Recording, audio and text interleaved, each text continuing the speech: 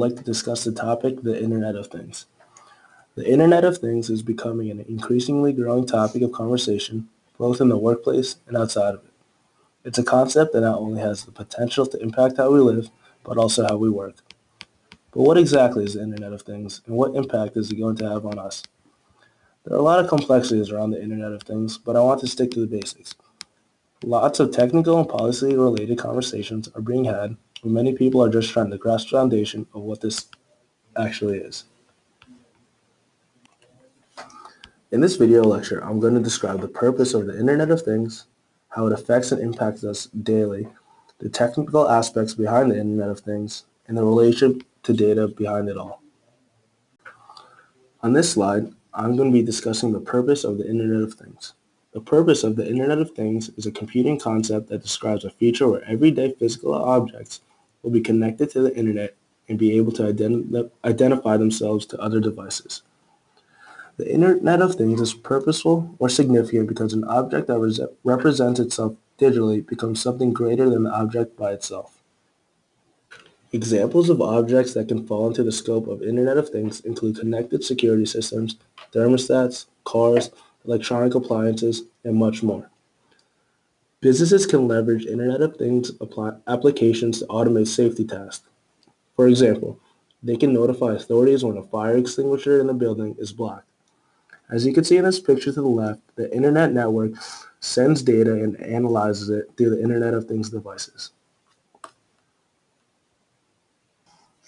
Another way the Internet of Things is significant because a sizable portion of the population already has 2 or more devices on their person at any time, if not more.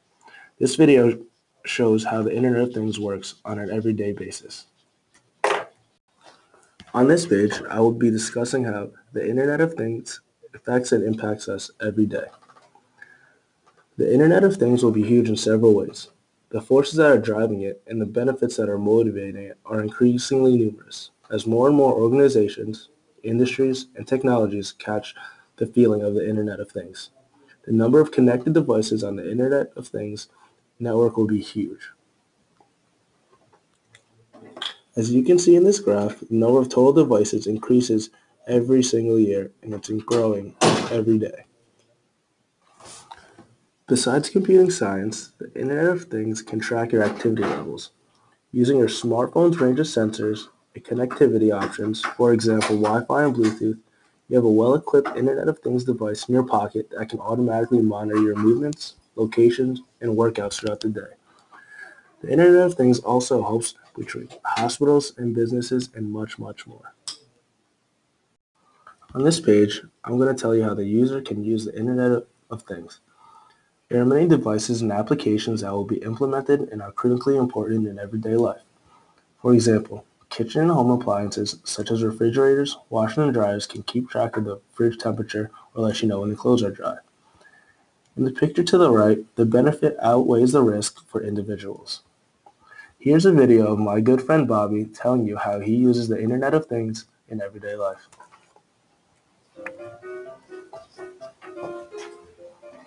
Bobby, what are your views or beliefs on the topic? Internet is very beneficial because, for example, like my car is a brand new model and it does machine-to-machine communication. And if my tire is low or has no air in it, it will let me know because of machine-to-machine communication. But a model back in 2000, you have to physically see it to actually know that. Hey, Bob, can you tell me what we're looking at over here? We're looking at my tire pressure. It's all good right now, but if it was low, I would know. While making this video, I used my phone and uploaded it to YouTube and used a YouTube editor to edit out mistakes and put in music. The big idea that I chose to describe in detail is programming and the Internet. For instance, I might connect my car to my smart garage door opener, and I can program it to simultaneously interact and do their jobs when I turn into my driveway. Basically, I can monitor my home from anywhere and see who's entering the house when I'm away. On this page, I'm going to be describing the relationship of data to the Internet of Things. Broadband internet has become more widely available. The cost of connecting is decreasing. More devices are being created with Wi-Fi capabilities and sensors built into them. Technology costs are going down and smartphone penetration is skyrocketing. The Internet of Things allows for virtually endless opportunities and connections to take place, many of which we can't even think of or fully understand the impact of today. To the picture to the left, the Internet of Things shows us how we connect to the world with everyday life activities. For example, going to the gym, watering plants, or even just going on the web. While using the Internet of Things, security is a big issue that oftentimes is brought up. The Internet of Things also opens up companies all over the world to more security threats. Companies need to figure out a way to store, track, analyze, and make sense of the vast amounts of data that will be generated. So what is HTML? HTML stands for Hypertext Markup Language. HTML is a computer language devised to allow website creation. These websites can then be viewed by anyone else connected to the Internet.